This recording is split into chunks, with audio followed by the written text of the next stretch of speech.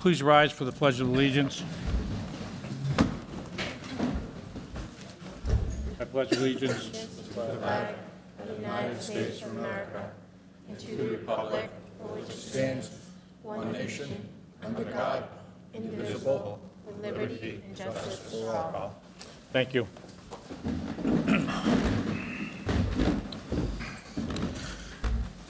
Tonight's meeting is a public hearing on the budget for the Spencer-East-Brookfield Regional School District. As required by law, a notice was put in a local publication, the Telegram Gazette. Please take notice that the Spencer-East-Brookfield Regional School District will hold a budget hearing on Tuesday, March 24th, 2015 at 7 p.m. at the Wyatt Village School Auditorium, 60 Paxton Road, Spencer, Mass. Welcome to that hearing, which will start tonight.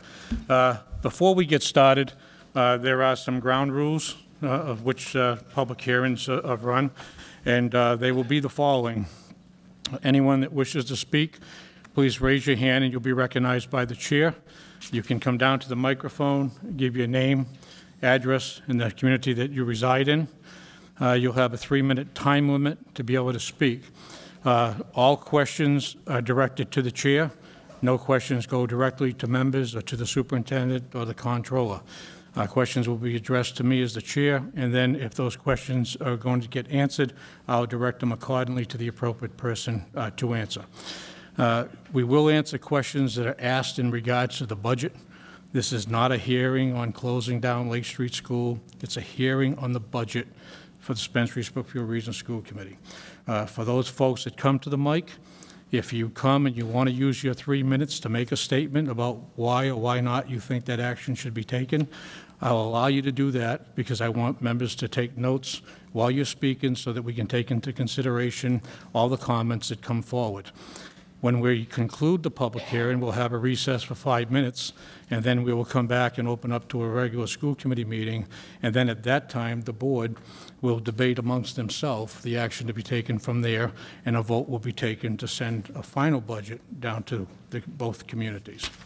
So everybody understand what the ground rules are, and we'll follow those as we go forward. I'm going to make an opening statement as to how we got to where we are tonight.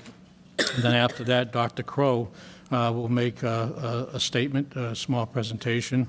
Then the comptroller will do a PowerPoint on the budget. We'll vacate these seats so that everybody can see. And then after the PowerPoint is done, we'll come back up and then we'll open it up for public comment for everybody in the audience, okay? So as we entered this budget season, we continue to experience significant increases in state-mandated costs, which are beyond our control. In addition, contracted labor, benefits, retirement programs, which account for roughly 70% of our budget, had to be addressed. This leaves little room for discretionary parts of the budget, like textbooks, supplies, maintenance, etc. In light of these challenges, the board asked the superintendent and administrative staff to prepare a data and needs-driven budget while at the same time addressing concerns of the corrective action plan that had been presented to us by the state. So sometime in late November, the superintendent started this process with having administrative meetings with her principals and vice principals and some department heads. That process took place until sometime around late January, early February, at which time the school committee then got engaged, and we had public meetings where the principals came before us and they presented to us what they thought they needed and what the superintendent thought that we needed in order to start the process of moving this district forward from a level 3 district to a level 1 district. When that process was completed, we compiled the list of items that the superintendent felt was needed to get that job done. At no time when that list was completed, I don't think anyone on this board had any misconceptions that we were going to get everything that we were asking for. That list compiled some $900,000 of additions to our budget. We sent that budget down as a preliminary budget to both communities. And then after the revenue numbers came out and the community saw what they had for additional local aid to deal with, We then got response, first from the Spencer community, that this was not a budget that could be funded at the level that we had sent it down at. And we were well aware of that right from the beginning. But the idea was to get a roadmap to start the process of how we are going to get to where we want to be. And that's a level 1 district. So we had to have that conversation. We had to put the cards on the table and find out what type of funds were going to be necessary to drive that bus where we wanted to go. So we did accomplish that.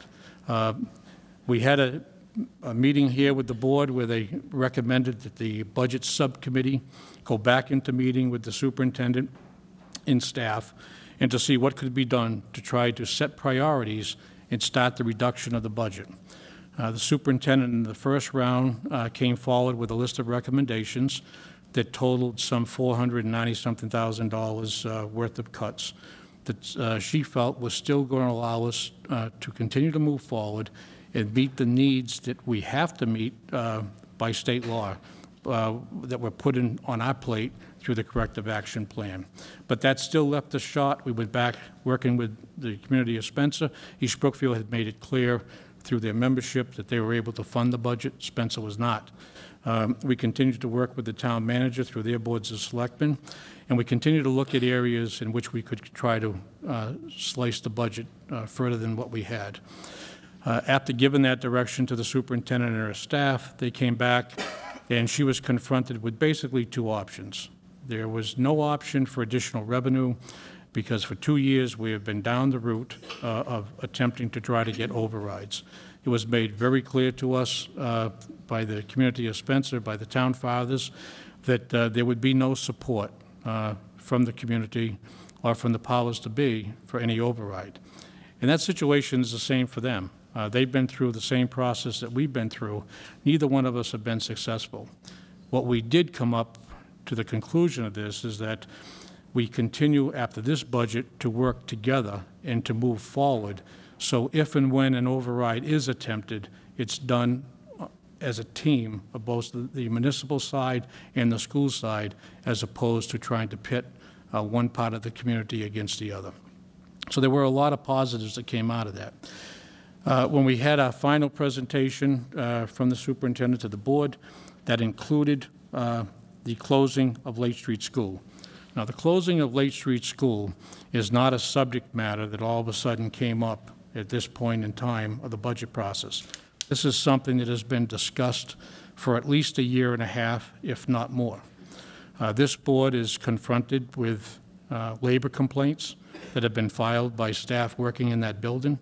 We have staff that are left that are collecting on workman's comp because of issues in regards to that building. We reviewed reports that were done and mandated by the state because of the air quality in the building that were going to cost some $500,000 to rectify. We are trying to bring the district forward from a technology standpoint. That was in another $250,000 or so to put in the structure to be able to do that. In addition, we've got issues with heating. We've got issues with plumbing. At the end of the day, we're talking at least somewhere around $1.5 million in order to try to make Lake Street School an acceptable place to continue to educate our kids. So the subject matter didn't come up just for the purpose of balancing the budget. It's a surprise that it wasn't done last year. It's even more surprising it hadn't been done prior to that. Had it not happened this year, it absolutely would have happened next year. So the stars, if you will, all lined up that this was the point in time that it was in the best interest of trying to move the district forward to do that. So that got presented before the full board. This board voted unanimously, 7-0, to close Lake Street School and to instruct the superintendent and her staff to put together a plan that would close the school and move our students to the remaining schools. The final budget that will be presented tonight is a budget that's guided by one goal. That was to leverage all the resources of this district for optimal student outcome.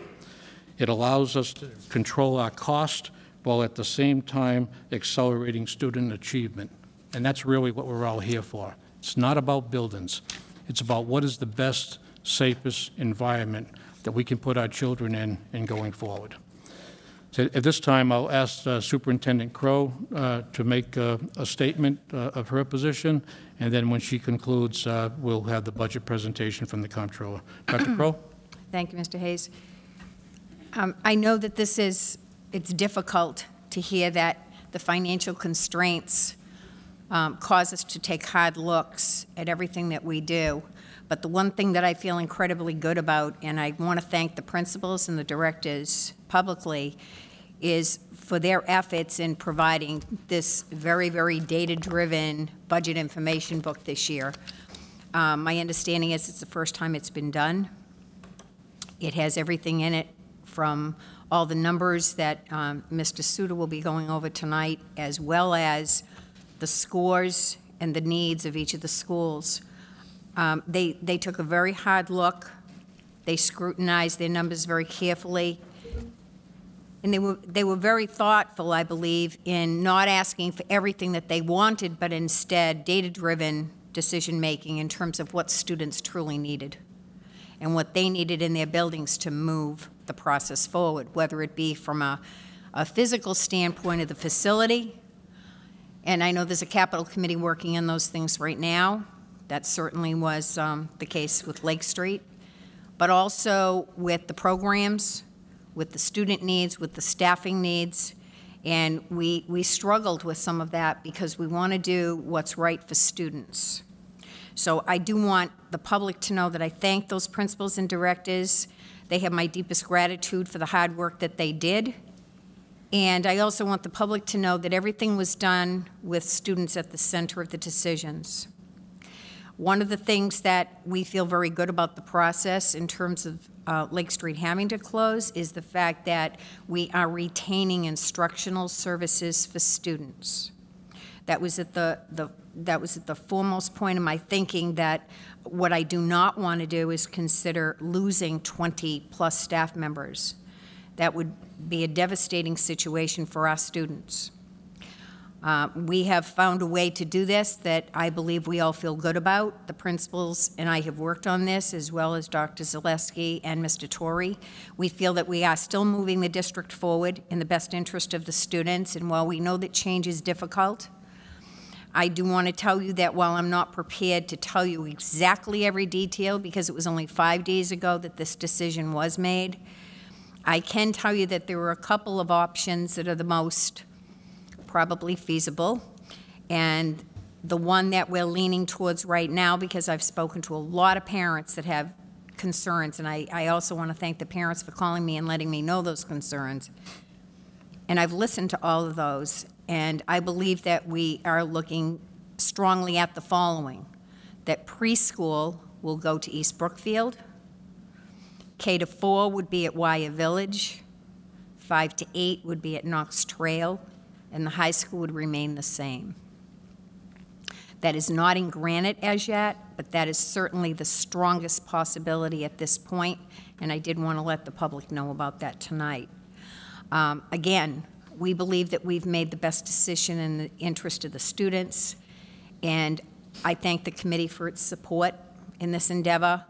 I do know that we still have hard decisions ahead, but I believe we are poised for next year to make the difficult decisions moving forward as well. Thank you, Mr. Hayes. Thank you, Dr. Crowe. The only thing I would add to that is right now the superintendent and her staff will be working on the logistics of how this is going to happen. The issue about closing Lake Street School is over with. The votes have been taken. That is going to happen, and now it's the board waiting for the plan for the superintendent and administration to bring forward to us. When that is done, that will be presented at a school committee meeting, if not the next school committee meeting, certainly by the second one from tonight, which a presentation will be made by the superintendent and staff, and there will be plenty of opportunity for questions to be asked and for citizens to be heard as that plan is explained and brought forward that night. So at this point, I'd ask members to lower your mics. We'll take a seat down the front, and Comptroller Mr. Suter can do his financial presentation.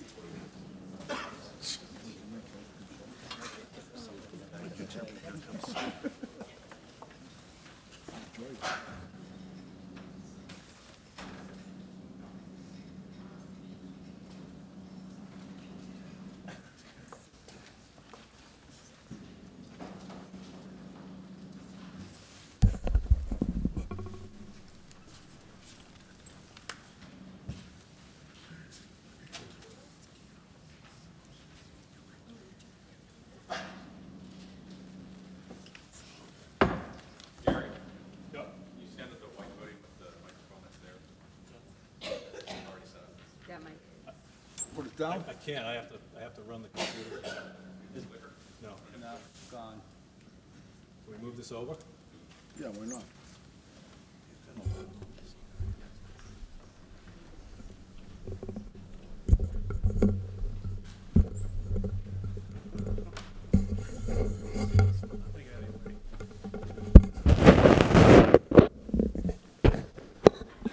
Is that okay? Got it? All right, this is going to be pretty comfortable tonight. Yeah. So we have additional printouts here if anybody wants a hard copy of what we're going to go through. So basically, I'm going to touch on the highlights on what we changed in the various schools in the budget. For the most part, things are the same as they were last year, except for a few of the initiatives that were able to be funded through the budget process. So to start off,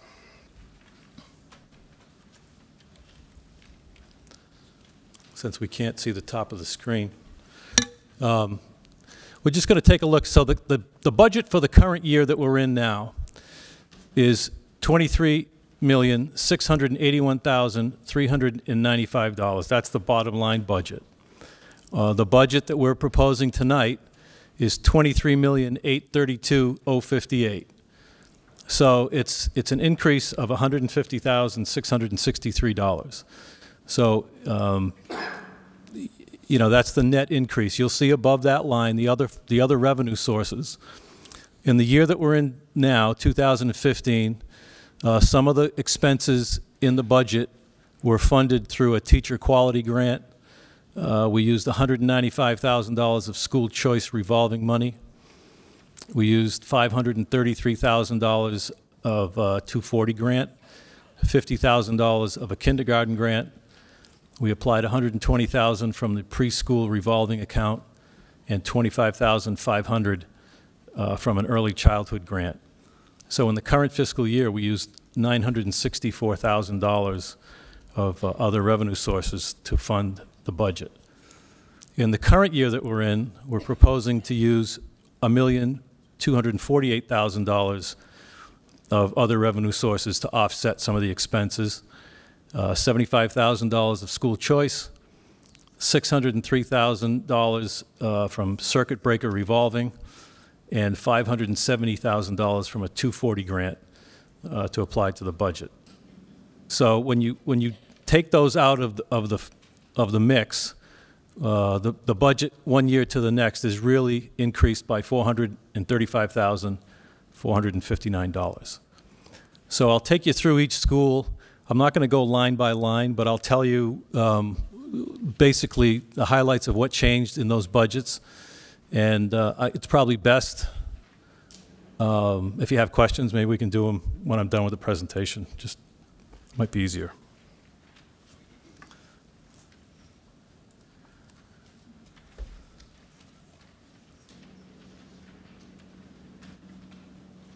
So East Brookfield Elementary School, basically, we didn't change a whole lot from last year. The only thing that we did add, that Ron Tomlin had asked for, was some additional money in workbooks, and he was granted that. But other than that, the budget and the expenses for the East Brookfield Elementary School remain the same. It looks like there's some increases and decreases in there, but basically that's the use of the school choice money that makes the difference in those line items, because we used more last year than this year. But for all intensive purposes, the East Brookfield Elementary budget, there is no change from what it was in the current fiscal year.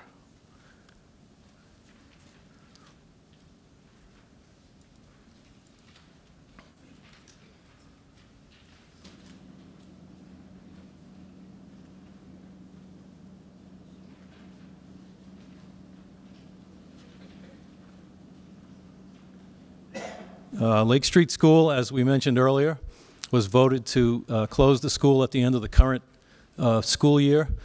So what we've done is we've taken out all the maintenance and utility costs that are associated with that school, basically $165,000, and then some of the salaries for the administrative staff that are there, but we think, and again, we haven't looked at all these costs yet, we think we have a good handle on it, but for the most part, we believe this is going to net us out about $563,000 in savings by closing that school and moving the students to other schools that are in much better shape.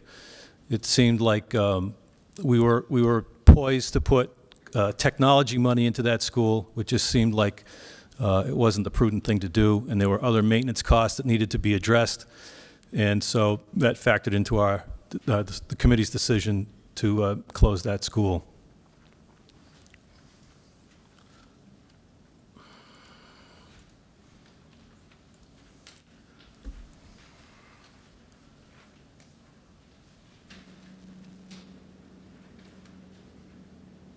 Wire Village School, I believe, let me just check my notes.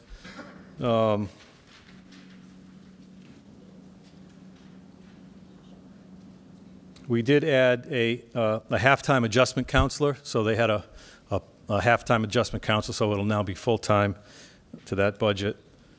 And other than that, I don't believe there were any other changes in the Wire Village School. Everything else remains the same. Well, I shouldn't say that. If you look at the professional salaries on the first line, it's a decrease of $85,000. There was an assistant principal or a dean of students that was budgeted last year, or the year we're in, and it's not going to be funded in the current year's budget. So that's the $85,000 difference there.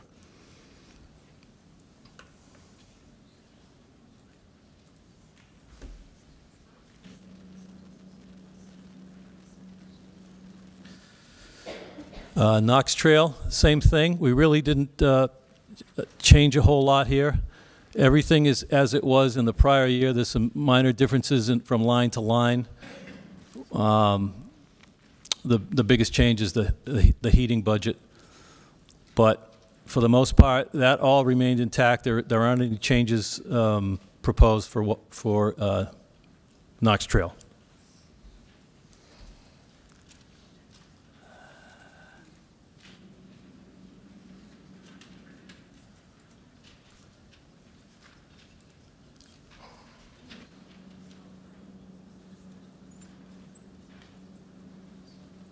David Prouty High School actually had, no, you can't read that, can you?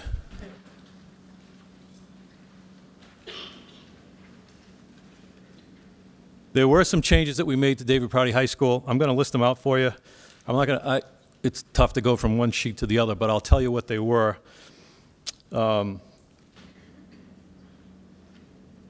We added $10,000 for a MIMSI grant that Mr. Bayshon had asked for. That'll actually help to keep students at the high school, and maybe those who are thinking about not coming to the high school may change their minds, and we could actually get additional money back for the $10,000 that we spend. We could get money back for training and professional development as a result of that. We also added $5,000 for a NEASC review that's going to happen, and we got to start preparing for that. We increased a half-time chemistry teacher to full-time. That's a position that's been vacant, and it's actually being filled by a retired chemistry teacher. So that position needs to be filled on a full-time basis. We also added $27,000 for an in-school suspension monitor.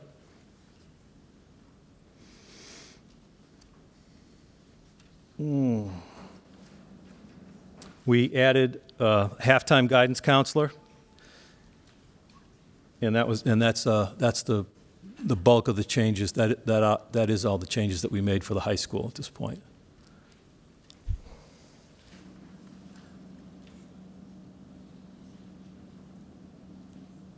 Athletics, we didn't really do much with that. We took the budget that was submitted by the athletic director and put it in. I think there's a few changes from line to line, but for the most part, the budget increased a little bit, but that's mostly due to transportation and other costs associated with the athletic programs.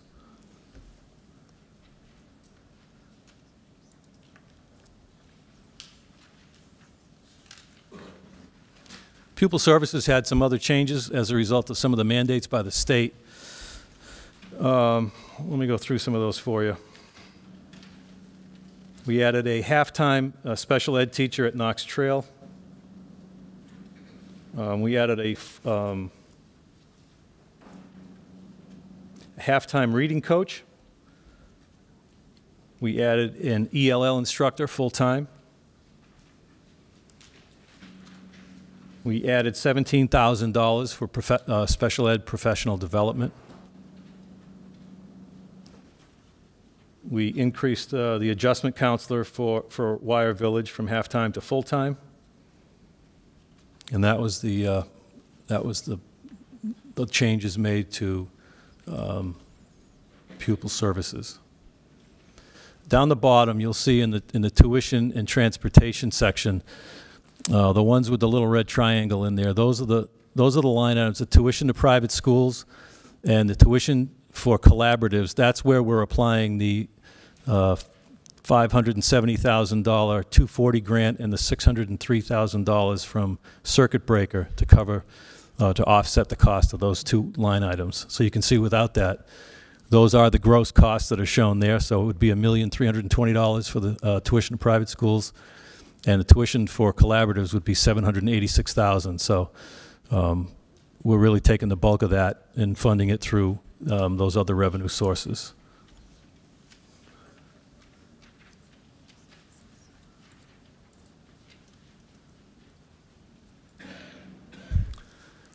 The district-wide budget is really the administration, the superintendent's office, the financial offices, and there were a few minor changes up here. You'll find the ELL coordinator shows up in this budget for $60,313 up at the top. And some of the other changes are just minor changes. You'll see the change in the business professional salaries. That's just the difference in my predecessor's salary and mine, and everything else is, you can see there's not any significant changes in that budget at all.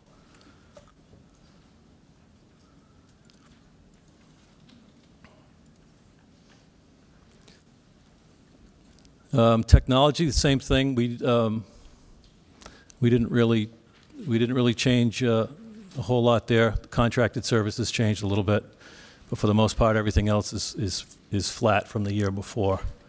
And we're continuing to move on our program to upgrade the schools to wireless internet and some of the other services.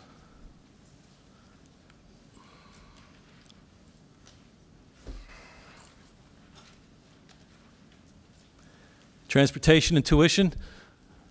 Again, the $20,684 increase in regular ed transportation. That's just contractual. School choice tuition, we get that number from the state and what they estimate the choice students that are going to leave the district. Same with charter school tuition, that's set by the state. And the last line item there, the funding required for the stabilization fund, those amounts are calculated and are part of the legislation that was passed to allow us to fund the deficit 2 years ago. So that legislation requires that we put a percentage of every year's budget into this fund that can be used for extraordinary purposes, and it can only be used with the approval of the Department of Education.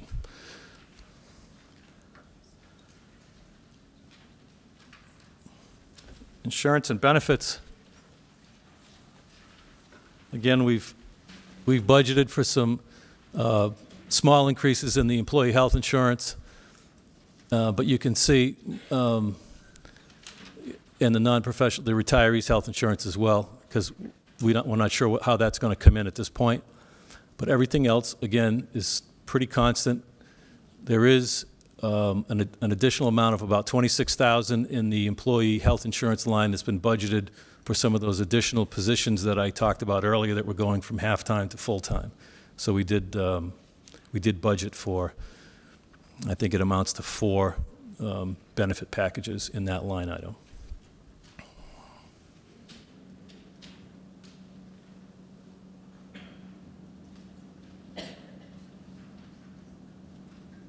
And then the last one is debt service. Again, that's pretty much set by, by our debt payments that we have to make.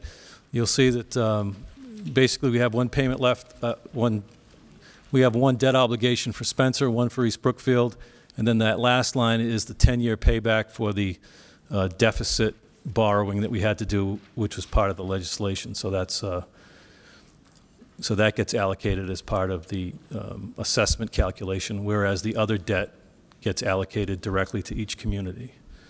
So that's the entire budget. I mean, I could go through it in more detail, but honestly, there's not except for the items that I explained, there's not a whole lot of change from the prior year to the current year.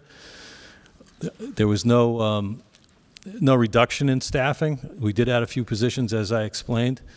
We didn't add any major programs. One thing I would mention is that in the current year's budget, we were notified by the state that the kindergarten grant was cut. So we had planned on that program in the current year and budgeted accordingly and hired people. It was a $90,000 grant, and they took $20,000 away from us in January. So we have to make that up in the budget somewhere. So we're working on that now. And then in addition to that, our transportation reimbursement from the state was budgeted at a much higher level than what it actually ended up coming in at due to the cuts that were made in December by the governor. So there were some changes in the current year for our existing budget. I'm going to try to navigate back here, but this is.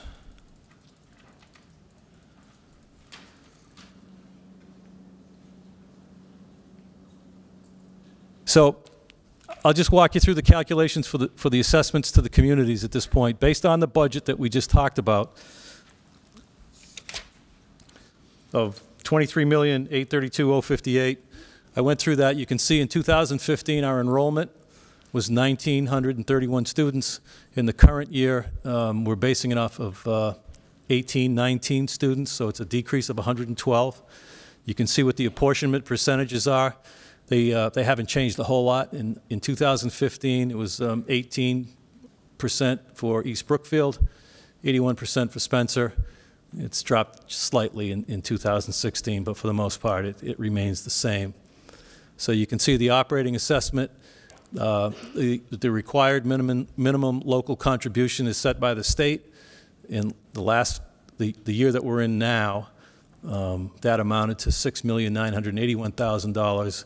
In the current year, in fiscal 16 that we're projecting, the state has set that at $7,237,000, so that's an increase of $256,000. The amount that we're allocating or assessing above the minimum contribution in the current year is $589,000, which is actually $145,000 less than what we had assessed over the minimum contribution in the current year. So the operating assessment in the current fiscal year for the town of Spencer is $7,827,529. No, that's the total. I'm sorry. $6,393,369, and East Brookfield is $1,434,160. And the transportation assessment is basically the transportation costs, and we deduct the transportation reimbursement that we expect from the state. So those numbers in the current year are $259,019 for East Brookfield, $1,204,195 for Spencer, and that's an increase of $194,000. And then the debt, as I explained, is allocated directly to the two communities for each of their schools. So $245,000 for Spencer, $510,000, $245, I'm sorry, for East Brookfield. No, 264 East Brookfield. I can't do this from the side. 245 for Spencer for a total of $510,000. So the total assessments to the communities for the current year, for 16 that we're proposing, would be $9,800,927. And for the year that we're in now, 2015, that was $9,501,227. So that's an overall increase of $299,700, or 3.15%. So we think we've done a pretty good job trying to get that number down to what's manageable for the communities, and at the same time not impacting teaching staff or students in the district.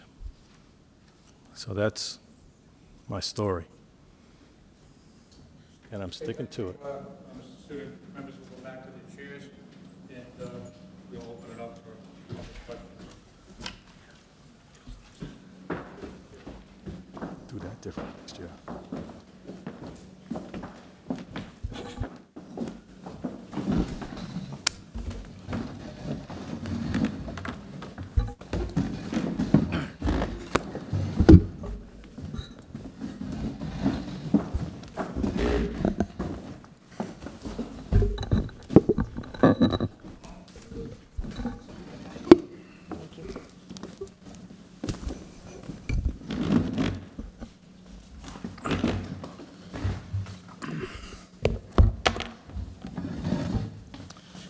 Okay, at this point, we heard the presentation from the comptroller, and I will open it up to input from anyone that has any questions in the audience. Mr. James? We know who you are, but if you just name, address, and Why do you know who I am? My name is Mark James. I reside at 191 Flag Road in the great town of East Brookfield. Good evening. I'm opposed to the budget because it carries with it the closing of Lake Street School. That's one of the reasons. Closing a school and reorganizing a school district is a big deal. It's a process only achieved after significant opportunities for input by all the stakeholders, parents, teachers, community members. Where has that happened here? That's a rhetorical question. Did you reach out and notify those stakeholders? Did you notify PTOs and school councils of your intent? A posting notice of a meeting buried deep in the school district's website doesn't count. Even there, I could not find an agenda that listed Lake Street on it. The abridged discussion in peremptory vote on Lake Street during last week's meeting would lead one to believe that this matter was discussed at length outside the public eye. Flying fast and low under the radar does nothing to bolster public confidence in the school district, nor does it live up to the school committee's pledge of transparency. The closing of Lake Street School leaves much to be desired as a fiscally prudent action. I liken it to a starving man who cuts off his arm in order to feed himself. Generating revenue through drastic reductions in expenses is not sound fiscal policy. What will happen to the Lake Street neighborhood's property values when it includes yet another abandoned building? My issue with the move educationally is that there is no plan with sound educational evidence to support it, or none that we've even heard. The fact that the proposed grade configurations have rumored to have changed 3 or 4 times over the last day proves that there is no plan. The fact that even the building principals were unaware of this is further proof there is no plan. Crisis management and knee-jerk reactions are something the district has had too much of in the past and does not need in the future. Please close, Mr. James. Almost out of time. I'm urging the school committee to pass a budget number tonight that does not include the closing of Lake Street School. The number that they need to increase, $563,194. Put this back into the budget. Also, I'm requesting, because I noticed this, that you're sending assessments to the town that are below minimum local contribution as mandated by the state. That's what it looks like here. If I'm wrong, Your time is going to be up, Mr. James. I would increase that number by $145,000 in addition to the $563,194. Thank you. You're welcome.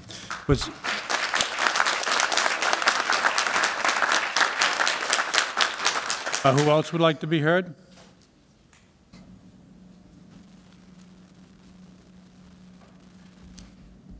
Anyone else? Yes, ma'am.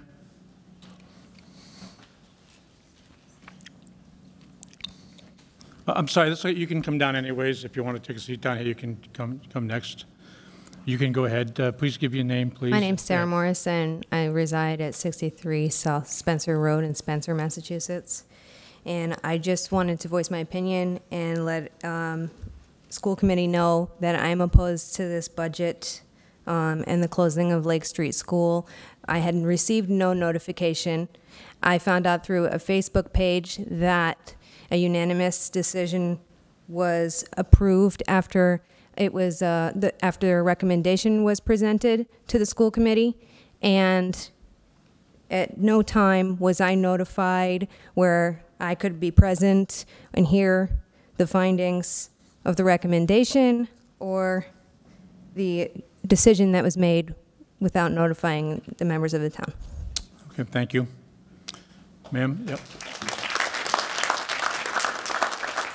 Please give your name and address and community, please. Yep, my name is Michelle Bastian, and I reside at 159 Flag Road in East Brookfield. I have a quick question. I know that Dr. Malvey had run a feasibility study back last year about closing Lake Street, and while he did say that it would be feasible, he wasn't recommending it at that time, and he gave a few reasons at that time, and I'm just wondering if those were looked at. I know some of them were what-ifs, one of them being, what if our goal would be, which it is, to get more kids back into the district? What are you going to do then? Because I know that if we close Lake Street, and I'm not saying I agree or disagree with the decision, but if it is closed, it is going to be almost impossible to reopen it. And while we have already closed so many of our buildings and aren't going to be able to reopen it, what is the plan if we do get those kids back? Because right now, if we lay it out the way we're proposing, we're not leaving a whole lot of wiggle room, if any at all, for what's going to be there, never mind what we may get in the future. I'm just curious if that's been... Thank you. No, we're not, it's not, Lake Street School is not going to be a question and answer period. This is a public hearing on the budget. We'll enter your statement into the record, and thank you. Okay, thank you. Anyone else wish to be heard?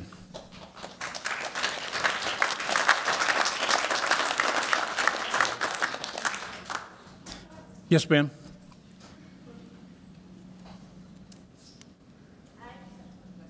Yep. My name is Chris Cheney.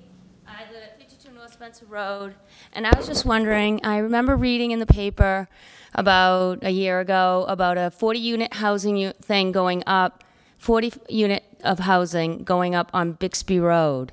Is that going to be something that is coming down the pike for us?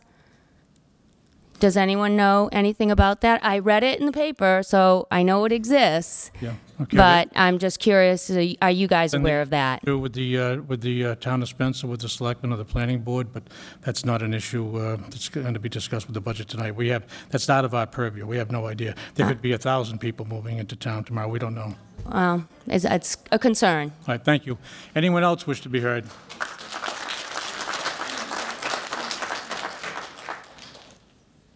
Anyone else? Yes, ma'am.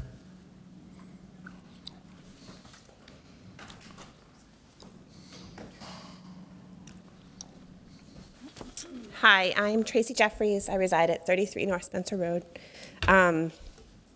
Just a couple of things. I'm thoroughly disappointed that the school committee voted unanimously to close Lake Street School. I understand, I've read the report on the air quality, and I just think it was a knee-jerk reaction. As you know, I spent weeks volunteering my time for a search for the new superintendent. I did this in hopes that the districts would be changing and on the right path. Unfortunately, I don't see this happening. I see the complete opposite of that happening. I understand we need additional monies to meet our budget requirements, and yes, I know the last few overrides have failed, but we should at least try. We need to ensure our children have the best possible education. It's not like they get a redo. This is it. Doesn't happen again. It's a one-chance option for them. I know as a parent, I want my children to succeed. With the way that the district is going, I don't see that happening. Dr. Crow, I know that I said to you during your interview process that and I will say it again, I was very young when I had my oldest son, and I was one of those parents who had no idea what an override was and what type of education my child was receiving. I feel honestly that 70% of our parents in this district are in the same boat that I was back then. We need to get out there and we need to educate these people, and we need to let them know that without this money, our children are going not to succeed. They're going to fail. With regards to Wire Village, I have 2 young kids. I have 1 in kindergarten. I have 1 in 2nd grade. My 8-year-old goes here, and I have a couple of issues with kindergarten as well as 2nd grade coming here. I understand that this school was built for K through 6. My oldest was the first group of children to come into this school. Please start to close because your time is No ending. problem. There is no equipment for them to play on. The, let's see, the toilets and the bubblers are not at the appropriate height for those young kids. I know that I've had to pull up my daughter on multiple occasions to go to the bathroom at this school. We've come to visit. With that being said, the next piece I want to target is the parents. No more excuses. You need to get out and you need to vote and you need to be vocal for your children. Every time a meeting comes up or a vote comes up, there's always an excuse. I have this, I have that, I can't go, I do this. You know what? Your kids are your life. They're the future. Get out there and vote. All right, thank you, Ms. Jeffries. Anyone else wish to be heard? Yes.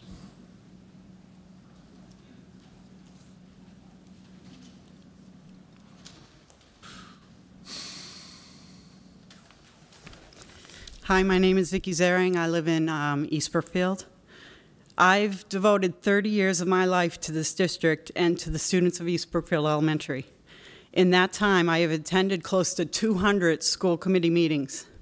So I know for a fact that your primary responsibility is to serve the children and to ensure that the highest standards are maintained for this district and the children it serves.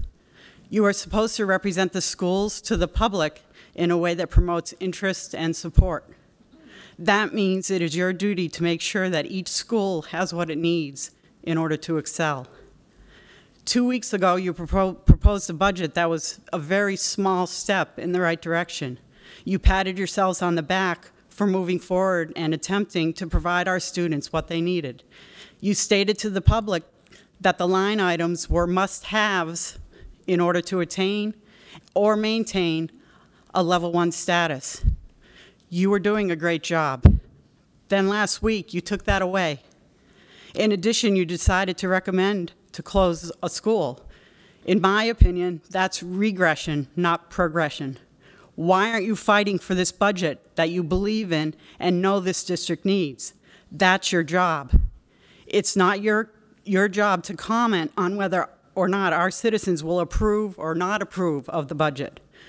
Once again, I quote your bylaws. Your job is to represent the schools to the public in a way that promotes interest and support. In closing, I'm upset that this school committee is not doing their due diligence. I have seen school committees do their job in the past for what they believe to be a sound budget. I have seen them support and promote their budget. I've seen the citizens rally in support of their budget. It can happen. You need to support and promote the appropriate budget, not defeat it before it gets to the citizens. That's your job. Get it done. Reverse the curse. Thank you. Anyone else wish to be heard?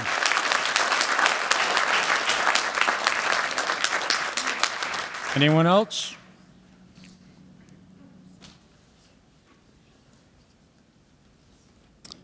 Yes, ma'am.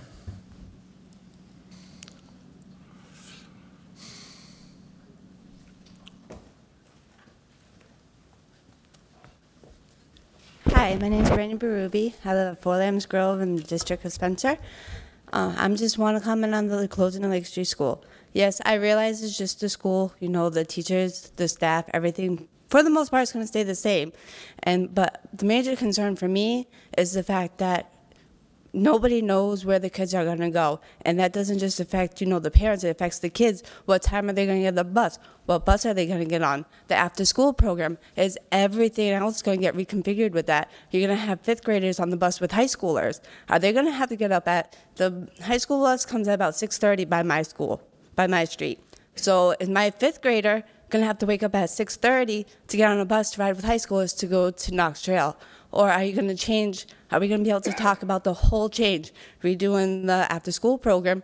Because a lot of 5th graders are now going to be getting out at the time that normal, you know, middle school student will get out.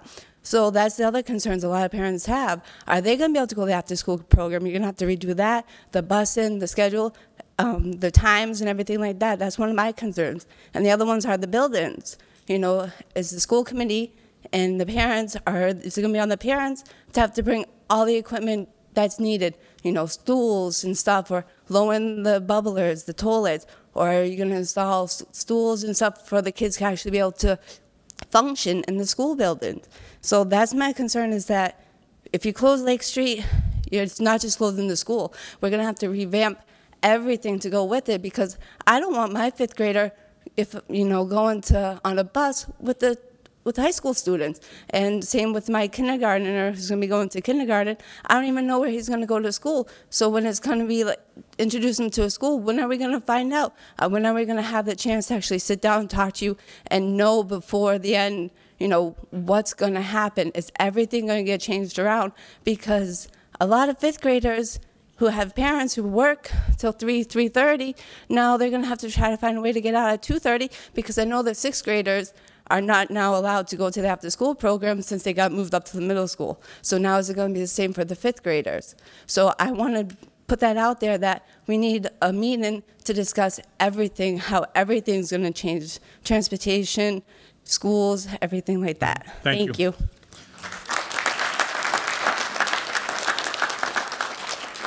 Anyone else wish to be heard?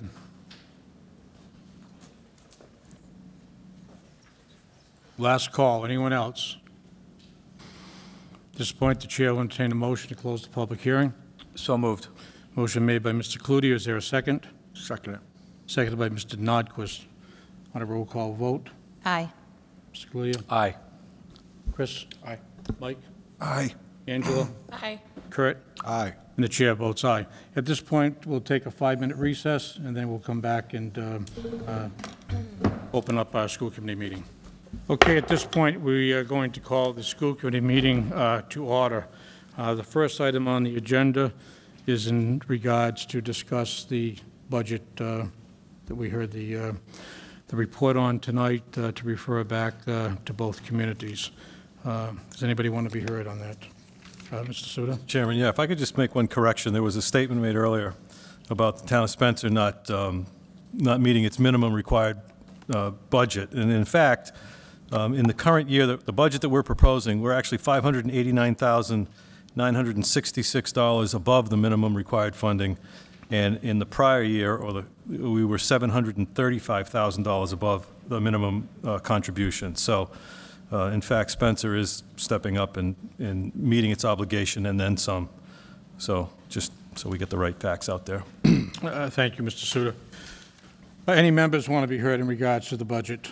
Mr. Chairman. Mr. Cloutier.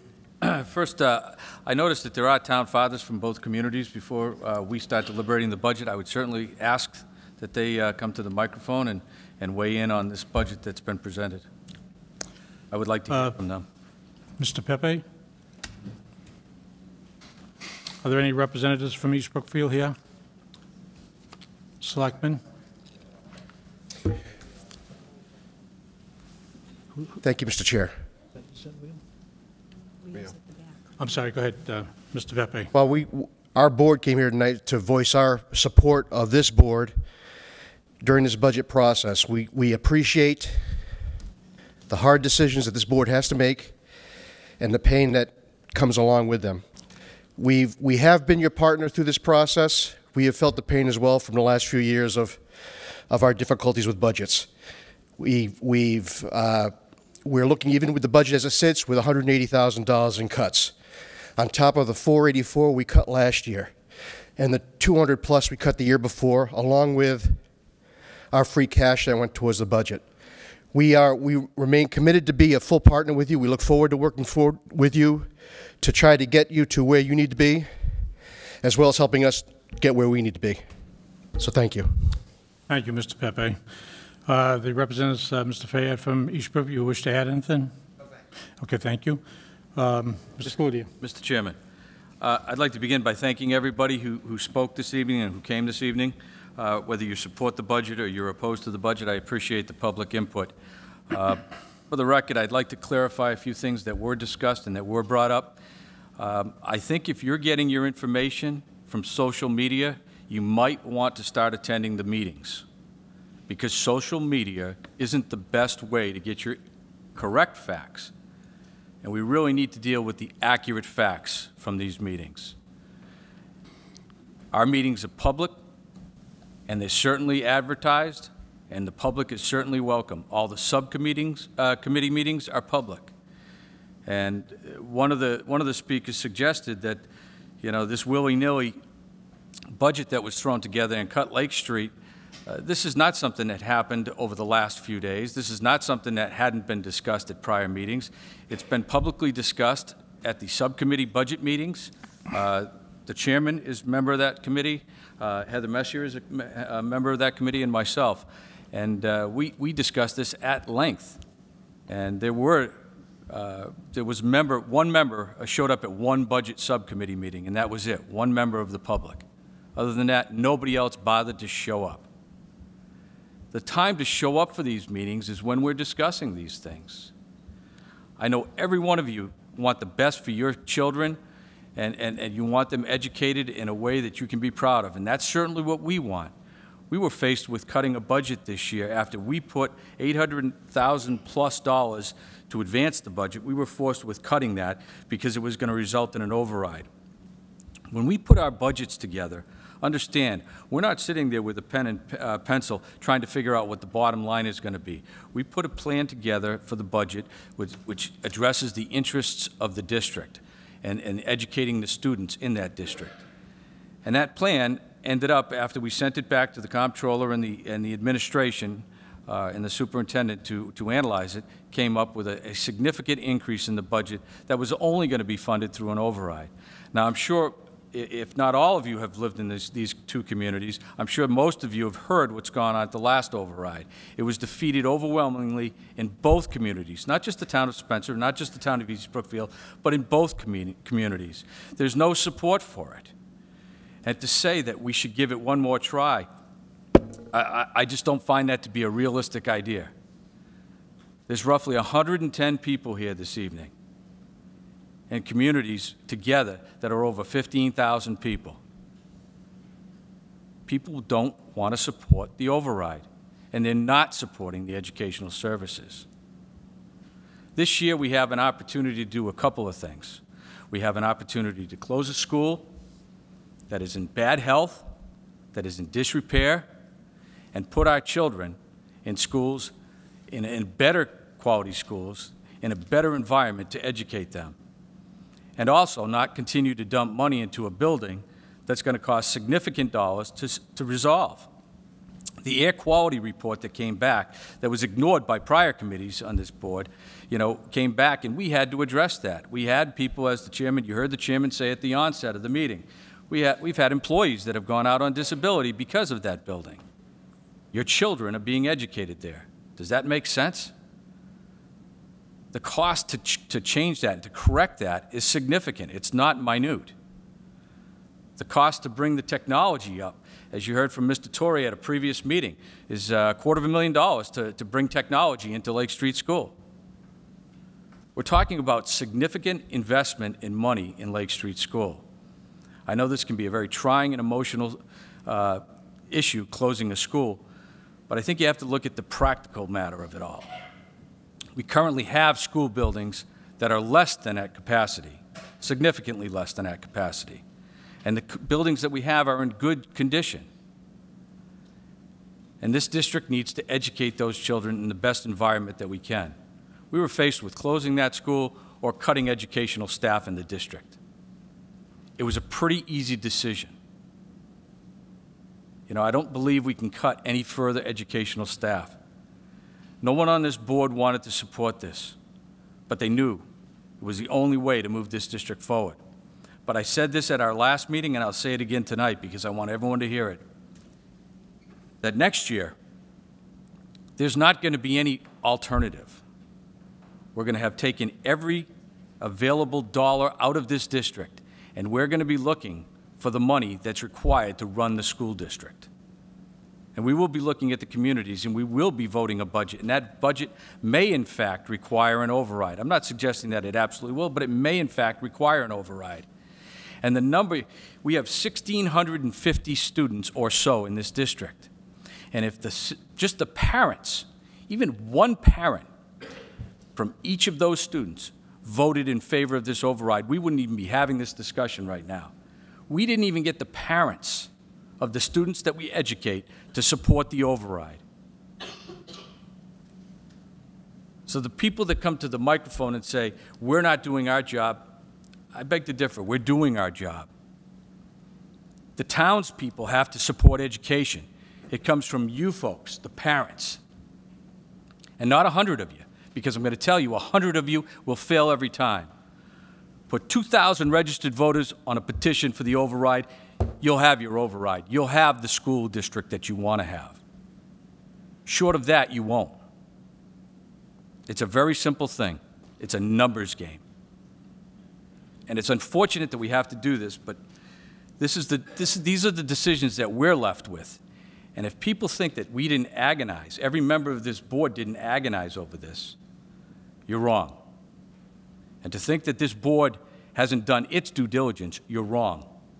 Every person on this board has full-time employment elsewhere and puts probably 25 to 30 hours a week into this school board. And for no remuneration. But we do it because we care about the communities that we live in. So although this is very difficult, I would ask that you at least try to look through and see the end. Because the end, there is a means to the end. And that's what we're shooting for. We're trying to make sure that we maintain a higher level of service to educate our children rather than brick and mortar of a sick building. So, Mr. Chairman, those are my comments for this evening. Thank you, Mr. Cloutier. Any other members wish to be heard? Mr. Nordquist. Chairman, I'd just like to also say thanks for people who spoke in favor and showed up tonight to take an interest. I'd just like to ask the superintendent when she has her information available, if she could answer some of the questions here tonight on the bus and this and that. So when school gets over, we'll have a plan of when next school year starts. They'll know by the summertime how it's going to be. So at her convenience, and you get the information out to people. And I'm sure she will. Thank you, Mr. Chairman. Thank you, Mr. Nordquist. Anyone else? Mr. Ethier.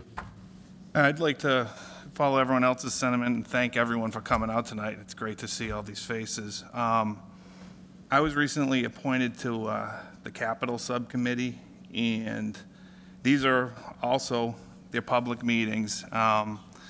We had one at David Prouty a couple of weeks ago and walked through the school with Mr. Bayshant, and I mean, I'd really love to see some people come out to these just to see where the schools are at.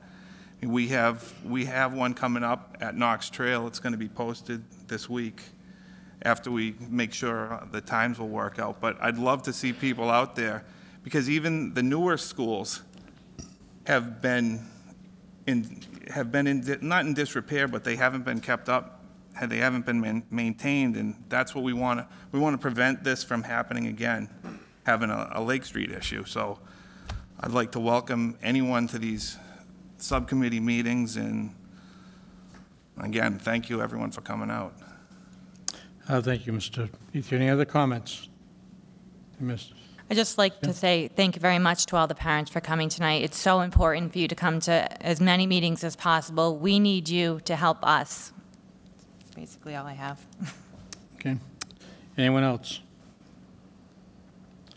The only comments that I'll add is I think that at the end of the day, although in the short run, this may not appear to be the best decision from where you're sitting, I think in time and in the long run, this will prove out to be not only the only road we had to travel, but the best road. And I think at the end of the day, our kids are going to be in buildings that are going to be safer, they're going to be better equipped technologically, they're going to have a safer environment to work, and the learning experience is going to be far superior than what it is today. The other issue I'd like to address for those that are disappointed or express some disappointment in the superintendent's performance, I'll simply remind you that Dr. Crow has been here for 4 months. You have no idea in your wildest imagination what she has been confronted with and has had to deal with in the short 4 months that she's been here. Almost to the point that probably only hours have been able to be spent on the true issues that have to be addressed to improve the educational experience of our children. It's all the other stuff. It's all the people that I was here before you got here, and I'll be here after you leave. It's all the people that want change until change affects them. These are the battles that we have to fight, and we'll continue to fight them, and this board stands in full support of the superintendent and the job that she's doing and what she's bringing forward to the board. And then to further address some concerns that Mr. Nordquist mentioned, everyone's comments here have been put into the record tonight. Those will all go forward to the superintendent as she moves forward with her administrative staff to put together the plan, the logistical plan, the time plan, how all of this will be taken care of. All of the concerns that all of you have mentioned, you may not get everything that you want, but at the end of the day, the superintendent's not going to send any children into an environment that's not going to give them their best educational experience. So, Dr. Crow, before we move on further, do you have anything that you'd like to add or clarify that you said earlier?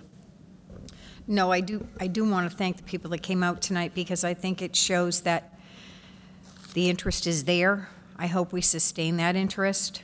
I've heard from many parents over the past number of weeks on various issues, not just this issue, but many issues, and I welcome that. I have asked people that have come to see me to, fill me in again, and I would ask you to do the same. If you have concerns, I want to hear them, but I'd also like to hear from the parents that think that things are going well in buildings, because I've been hearing some things this week about pockets of excellence, about staff, that are wonderful to hear. I said that when I interviewed. There were pockets of excellence here, and we should remain focused on those pockets of excellence and replicate those pockets of excellence wherever we can. I believe that by this closing, while it may be a sudden change and while it may be really disturbing to some people, I think that it is going to serve the children well, and my focus has to remain on students, as I said before. So I welcome your thoughts. You don't have to agree with me. I'm here to hear the good, the bad, and the ugly, I guess, so I'll hear it all. So please be heard, and please stay in touch with us. I had asked you for that when I interviewed, and I extend that invitation again. Thank you, Dr. Crow. Any other members want to have anything additional? Otherwise, at this point, the chair would entertain a motion to approve a budget amount of $23,832,058. So moved. Motion by Mr. Cloutier. Is there a second? Second. Seconded by Mr. King. Any further discussion on that? On a roll call vote, Ms. Messier? Aye. Mr. Cloutier? Aye. Mr. King? Aye. Mr. Ethia? Aye. Ms. Napton? Aye. Mr. Nordquist? Aye. And the chair votes aye. All right, moving on our agenda. The next item on our agenda is to accept the resignation of the school treasurer. Is there a motion? So moved. Motion by Mr. Cloutier. Is there a second? Second, Mr. Chairman. Seconded by Mr. Nordquist. Any discussion? Mr. Chairman, Mr. Cloutier. I did not see a copy of that. What was the date of that she was leaving? May 1st. Okay, so we're gonna be meeting before that. Okay, that's all. I just wanted to make sure I knew when it was. Okay. Any other questions in regards to that? If not, all those in favor, aye? Aye. Aye. Opposed, so voted. In addition to the resignation of the treasurer, the chair would like a motion to direct the comptroller to work with the chair to compile a job description for the treasurer's position and to get an advertisement placed. So moved. Motion by Mr. Cloutier. Is there a second? Second. Second by Mr. Ethia. Any further discussion on that? All those in favor? Aye. Aye. Opposed, so voted. Lastly, Mr. Cloutier. Given that this is the treasurer's position in the district and we're going to end up with a new treasurer, I would make a formal motion that we have the accounts audited at the departure on or about around the time of May 1st, so that the departure of the current treasurer with the incoming treasurer, so that there's a clean slate, so to speak, once the new treasurer starts. So I think we need to do that. That's set as a motion. Is there a second to that motion? Second, Mr. Chairman. Second by Mr. Nordquist. Any discussion on that motion? Seeing none, all those in favor? Aye. Aye. Opposed, so voted. That concludes the business before the board tonight. The chair will notify all the members as to our next upcoming meeting. There will be some notification along from the superintendent as to what will be moving forward with the move to Lake Street School. Thank you. Motion to adjourn. Seconded Second. by Mr. Nordquist. All those in favor? Aye. Aye. Opposed, so voted.